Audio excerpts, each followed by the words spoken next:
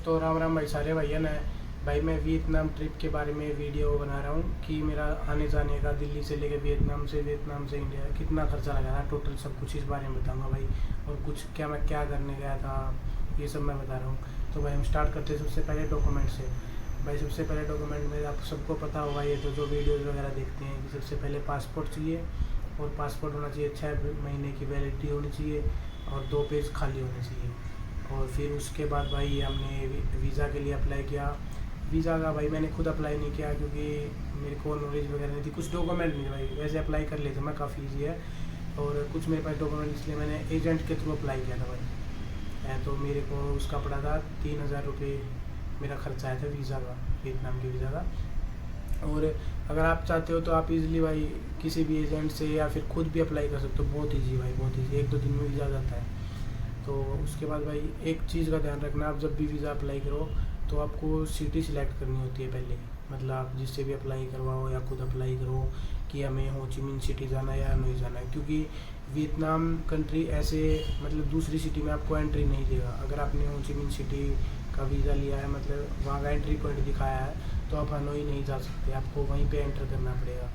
तो भाई उसके बाद जैसे हम निकलते हैं इंडिया से, अपने एयरपोर्ट पे गया भाई मैं। एयरपोर्ट पे मैं लेके गया था भाई डॉक्यूमेंट जो कैरी करने गया, ट्रैवल इंश्योरेंस, पासपोर्ट तो हो ही गया, visa, hotel booking, return ticket साथ में। तो भाई ये सब डॉक्यूमेंट, वैक्सीनेशन सर्टिफिकेट भाई, ये ध्यान रखना, ये सब हो गया, हम निकल लिए भाई। इमिग्रेशन पे कोई खास क्वेश्चन वगैरह हुआ नहीं था मेरे से, किसी ने कुछ पूछा नहीं, ना कुछ डॉक्यूमेंट देखे, क्योंकि पहले इमिग्रेशन यहाँ पे हुआ, दिल्ली से कोलकाता गया, फिर भाई कोलकाता से हुआ था, जो मेन इंटरनेशनल ट्रिप के लिए होता है इमिग्रेशन, वो कोलकाता में हुआ था। फिर कोलकाता से हम हो ची मिन सिटी के लिए गए थे। और भाई वहाँ पे तो ये लगा लो कुछ देखा ही नहीं उन्होंने, बस पासपोर्ट और वीज़ा, बस, और कुछ उन्होंने देखा ही नहीं। और मैं इजली बाहर निकल गया। और हाँ भाई, आप कहीं बाहर घूमने जा रहे हो, मैं तो लेके नहीं गया था, क्योंकि भाई इसलिए मेरे को ये बात थोड़ी लेट ध्यान में आई है, मैं वहाँ पे 1 भी रुपया नहीं लेके गया था, क्योंकि मैं सोच रहा था कि मेरे पास कार्ड है, तो मैं कार्ड ले गया वहाँ पे। बट एक प्रॉब्लम हो गई, कार्ड मैंने लास्ट टाइम जब मैं रसिया से आया था तो मैंने अपना इंटरनेशनल बंद कर दिया था, मतलब इंटरनेशनल यूज़ बंद कर दिया था, तो वो वहाँ पे चला नहीं भाई, तो यहाँ पे आ गई प्रॉब्लम। फिर भाई जैसे मेरे भाई का कार्ड लेके गया था मैं, क्रेडिट कार्ड, उससे मैंने भाई बैलेंस निकलवाया जैसे, तो आपको पता है काफ़ी चार्ज लगते हैं क्रेडिट कार्ड से अगर आप मनी विड्रॉ करते हो तो एटीएम से। तो इस बात का ध्यान रखना, आप $200-250 आप डाल के चलना, $200-250 आप डाल के चलना। और उसके बाद भाई जैसे मेरी रात को 2 बजे फ़्लाइट वहाँ पे उतरी हो ची मिन सिटी में, तो मेरी बुकिंग थी अगले दिन की, 11 बजे एंट्री थी मेरी, 23 जुलाई को। तो मैं वहाँ पे सुबह तक रुक गया, फिर मैं बस का वेट कर रहा था। और भाई ये लगा लो वियतनाम का जो ट्रांसपोर्टेशन है ना, बस वगैरह काफ़ी सस्ते हैं। मेरा एयरपोर्ट से लेके मेरी हॉस्टल तक का फेयर था 30 रुपये, देख लो आप कितना सस्ता हुआ, और काफ़ी 10 किलोमीटर के आसपास था भाई, कि देख लो आप कितना सस्ता है। तो वहाँ पे हम हॉस्टल में पहुँचे, हॉस्टल में जैसे हमने अपना पासपोर्ट वगैरह शो किया, बुकिंग मैंने पहले कर ही रखी थी, तो बुकिंग थी मेरी, होटल का खर्चा था मेरा रोज़ का लगा लो 300 से लेके, अगर आप नॉर्मल किसी भी हॉस्टल में बुकिंग करते हो 300 से लेकर 600 रुपये तक आराम से हो जाएगी बुकिंग। तो फिर भाई उसके बाद हम हॉस्टल में जाके भाई मैंने रेस्ट किया, क्योंकि काफ़ी थक गया था, सुबह भी बाहर बैठा हुआ था एयरपोर्ट पे 2 बजे से 6 बजे तक।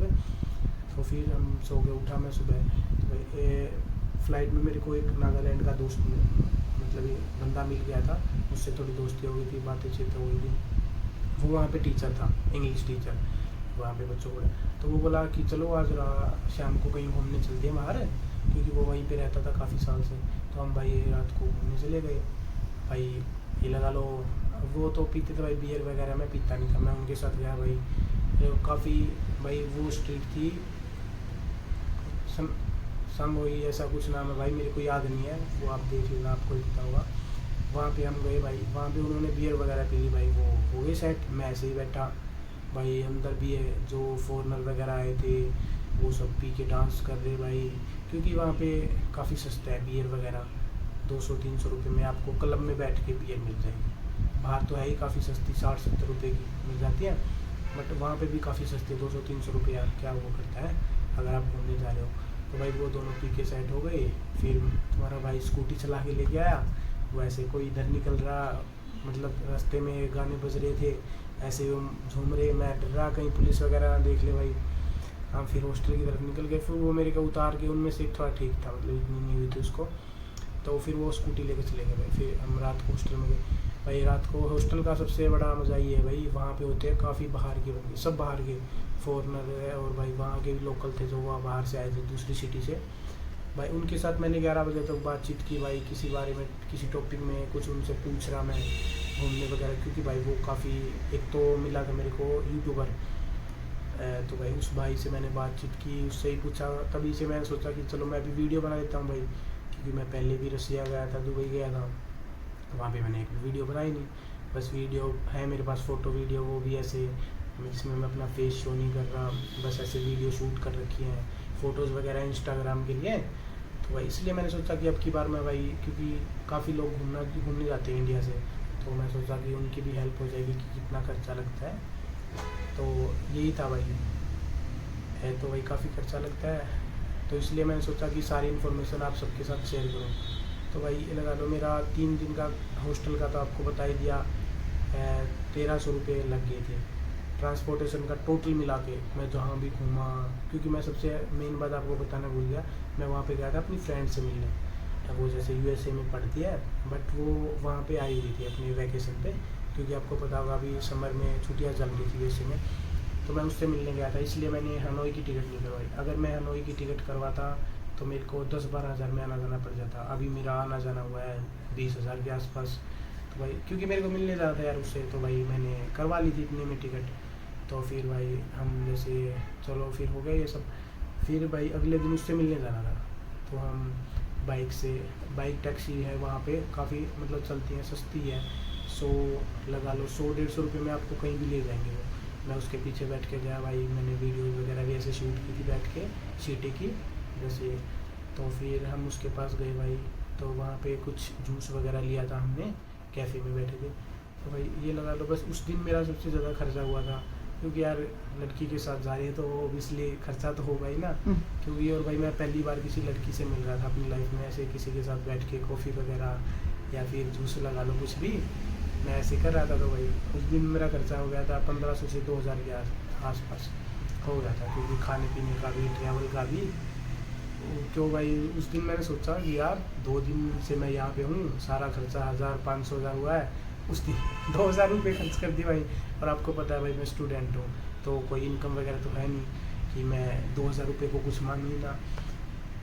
तो मैं सोच रहा 2000 रुपये हो गए, बट लड़की भाई बहुत अच्छी थी वो भाई, ऐसे मतलब मज़ा आ गया मिलने के बाद उससे, काफ़ी अच्छी लड़की थी। और फिर भाई उसके बाद जैसे मैं वापस आ गया, मेरी अगले दिन की फ़्लाइट थी, 2-3 दिन के लिए ही गया था मैं वहाँ पे। तो वहाँ से वापस आके मैं हॉस्टल में रुका भाई। हॉस्टल में फिर ब्राज़ील का था भाई एक लड़का, फिर हम दोनों भाई ऐसे ही रात को जो संगोई स्ट्रीट थी वहाँ पे घूमने चले गए थे हम, ऐसे क्लब वगैरह में बैठे। फिर भाई उसने भी बियर वगैरह ले ली। और एक चीज़ और बताना, उसने बियर पी के भाई उस बंदे ने क्या किया, एक गुब्बारा टाइप था, नाइट्रोजन गैस थी शायद उसमें, उसने वो फिल करवाया, उसका प्राइस था 100 रुपये के आसपास, और भाई उसने वो सारा फूक लिया। उसके बाद भाई बंदा 10-15 मिनट तक फेल, उसको पता ही नहीं कहाँ पे पड़ा हुआ है वो भाई। मैं उसको ऐसे बोल रहा कि भाई उठ उठ उठ, तो मैंने जो वहाँ के थे क्लब वाले मेंबर, वो बोले कुछ नहीं 10-15 मिनट में नॉर्मल हो जाएगा। 10-15 मिनट तक वो भाई सुन कर देता है वो गुब्बारा, ऐसा नशा था भाई। मेरे को पता नहीं क्या था, क्योंकि मैं लेता नहीं कभी ये चीज़। तो भाई हम फिर वापस हॉस्टल में आए, खाना वगैरह बनाते थे भाई। हॉस्टल में ये होता है क्योंकि आप कपड़े खुद धो सकते हो ना, तो उनका खर्चा। हॉस्टल में खाना खुद बना सकते हो बाहर से लाके, काफ़ी सस्ता पड़ जाता है। क्योंकि भाई मेरा बजट था नहीं कि मैं होटल में रुकूँ या फिर वहाँ ज़्यादा एक्सपेंसिव खाना खाऊँ। वैसे वहाँ का खाना है काफ़ी सस्ता, एक टाइम का आप लगा लो 300-400 रुपये में आप आराम से पेट भर सकते हो ईज़िली। ज़्यादा महंगा है नहीं भाई, काफ़ी चीप है। और भाई देख लो आप, ये खर्चा हुआ था मेरा रोज़ का 300-400 मैं खर्च कर देता था। बस उस दिन वो 2000 रुपये, वो अभी तक याद है मेरे को कि मैं 2000 रुपये एक दिन में खर्च कराया था, वो भी 2-3 घंटे में ही। तो भाई फिर उसके बाद जैसे खाने वगैरह का हो गया, वो रात चली गई। हम रात को 2 बजे तक बातें की हमने सबने। जैसे एक ऑस्ट्रेलिया का लड़का था, एक जर्मनी की लड़की थी भाई। वो लड़की अभी आएगी इंडिया में, तो वो बोल रही थी कि मैं आऊँगी जब इंडिया, आपसे कॉन्टेक्ट करूँगी। इंस्टा वगैरह ले लिया था हमने। और भाई वो ऑस्ट्रेलिया का लड़का था, वो भी जैसे इंडिया आने की बोल रहा था कि भाई नेक्स्ट नेक्स्ट मंथ या फिर उससे नेक्स्ट मंथ मैं ज़रूर आऊँगा। तो भाई ऐसे ही यार दोस्त हो गए, बन गए। फिर अभी भी उनके मैसेज आते हैं। फिर भाई हमारी थी फ्लाइट है रात को 9-10 बजे के आसपास, तो मैं थोड़ा जल्दी निकल गया भाई। और उस दिन भाई वो बनी ना, अगर मैं जल्दी नहीं निकलता तो भाई मेरी फ़्लाइट उठ जाती है और इतना बड़ा नुकसान मैं झेल नहीं सकता था, क्योंकि मेरे पास रुपए इतने थे। पता है भाई क्या हुआ, जैसे मैंने एक बूढ़ा आदमी था भाई, उससे बाइक टैक्सी ले ली मैंने भाई, बैठ लिया मैं। उसके बाद 7-10 बजे की फ़्लाइट थी, 7 बजे बैठा था भाई। उस बंदे ने 2 घंटे लगा दिए 10-12 किलोमीटर के, क्योंकि बार बार रोड के बीच में बंद कर देता भाई, बिल्कुल रोड के बीच में पीछे कार, क्योंकि वियतनाम में ट्रैफिक बहुत होता है, तो भाई रोड के बीच में बंद कर देता, किक मारता, स्टार्ट नहीं होती स्कूटी, उतार के मेरे को साइड में फिर ले जाते। फिर भाई ऐसे 3-4 बार बंद हुई। फिर हम एयरपोर्ट पे पहुंच गए। एयरपोर्ट पे पहुंच के जैसे इमिग्रेशन वगैरह कुछ था नहीं, ऐसा कुछ नॉर्मल था। वहाँ से हम भाई फ़्लाइट में बैठ लिए। तो भाई ये लगा लो ओवरऑल मिला के काफ़ी अच्छा एक्सपीरियंस था। और भाई मेरे को अच्छा इसलिए लगा क्योंकि मैं लास्ट ईयर गया था रशिया, उसके बाद से मैं पूरा 1 साल लगा लो, अगस्त की 4 को मैं इंडिया में लैंड हुआ था। उसके बाद से मैं कहीं घूमने नहीं गया, बस भाई घर पे पड़ा रहा, बोर हो रहा था। तो भाई काफ़ी मज़ा आ गया इस ट्रिप में, क्योंकि यार दोस्त भी काफ़ी बने हैं। अच्छा वो मेरी फ्रेंड थी, उससे भी मिल के आया मैं, तो भाई काफ़ी अच्छा एक्सपीरियंस था। इतनी सस्ती कंट्री थी भाई, तो बहुत मज़ा आ गया भाई मेरे को घूम के वहाँ पे। और जैसे अभी भाई मैं वीडियो वगैरह बनाने की सोच रहा हूँ, क्योंकि मैं अभी 4-5 कंट्रीज और प्लान कर रहा हूँ। सिंगापुर, मलेशिया, ये सब आप जानते हो गए, एशियन कंट्रीज़ हैं और सस्ती भी हैं भाई काफ़ी। बट वियतनाम इनमें जैसे बहुत सस्ती थी भाई। अगर मैं होना ही कि टिकट करता ना अपनी आने जाने की, अगर मेरी दोस्त ना होती, अगर मेरा खाली ओनली घूमने का पर्पज़ होता, तो मेरा टोटल ट्रिप 20-22 हज़ार में हो जाता। अब मेरा टोटल खर्चा हुआ है 30 हज़ार के आसपास, यहाँ से दिल्ली से लेके वियतनाम तक और वियतनाम से वापस दिल्ली तक, टोटल 30 हज़ार में भाई हो गया मेरा सब कुछ, रहना खाना, दोस्त से मिलना, घूमना फिरना, सब कुछ हो गया था भाई। फिर हम जैसे कि अभी भाई मैं ये बोल रहा था कि जैसे अभी मैं घूमने जाऊँगा, तो भाई जैसे अभी सेल्फ़ कॉन्फिडेंस है नहीं भाई मेरे अंदर। तो भाई जैसे वीडियो में भी आपको पता चल ही गया, अगर आपने वीडियो देखी होगी कि कैसा बोलना आता। और भाई एक कैमरे के सामने आने में भी थोड़ी प्रॉब्लम होती है, जैसे शर्म बोलते हैं ना जिसको, वो काफ़ी आती है भाई मेरे को। ऐसे मैं फ़ोटोज़ वगैरह भी नहीं था, थोड़ा शाई टाइप का बंदा हूँ भाई मैं। तो यही है भाई, मैं अभी घूमने जा रहा हूँ इसी मंथ, जैसे सिंगापुर, मलेशिया, इन कंट्रीज़ में। तो भाई आप चैनल सब्सक्राइब करना, मेरी वीडियोस वगैरह आती रहेंगी। और भाई हाँ, जो मैंने वीडियो शूट की थी वियतनाम में भाई, अपनी दोस्त से मिला था तब वीडियो शूट की थी भाई, सब कुछ शूट कर रखा है। वो मैं नेक्स्ट वीडियो में एडिट करके, क्योंकि भाई मेरे को एडिट करना भी ऐसे ही आता है, क्योंकि मैं फ़ोन से शूट करता हूँ, फ़ोन से ही एडिट करता हूँ। तो यही है कि आप ये मेरे चैनल को सब्सक्राइब करना। और हाँ, अगर भाई कुछ मैंने बोलने में गलती की हो या फिर आप मेरी किसी बात से एग्री ना हुए हो, तो भाई चैनल इसमें वीडियो के नीचे कमेंट करके बता देना आप मेरे को। या फिर आपको मेरे से कुछ पूछना है, लाइक कर देना भाई, या मेरे से आपको कुछ पूछना है तो भाई आप कमेंट करके पूछ सकते हो। और हाँ भाई, लाइक कर देना और सब्सक्राइब कर देना, ठीक है। और भाई हाँ, अगर आपको पर्सनली कुछ पूछना है तो मैं आपका अपना इंस्टाग्राम नीचे डिस्क्रिप्शन में मेंशन कर दूंगा, आप वहाँ पे मैसेज करके कुछ भी पूछ सकते हैं भाई, ठीक है। तो सब बता दिया मैंने कि मेरा 30 हज़ार में आना जाना हो गया था, यहाँ तक का सारी डिटेल मैंने आपको बता दी। हाँ, अगर भाई कुछ बच भी गया हो तो आप कमेंट करके बता देना, मैं आपको सब समझा दूँगा सबके बारे में, ठीक है भाई। तो भाई मज़ा आ गया 1 साल के बाद, ठीक है भाई। लाइक, फॉलो, सब्सक्राइब, कमेंट सब कर देना भाई। जो होता है वो मेरे को अच्छे से बोलना तो आता नहीं है, पर आप कर देना जो आपसे बन पड़े, ठीक है। राम राम भाई सारे भैया ने, ऑल द बेस्ट। ये तो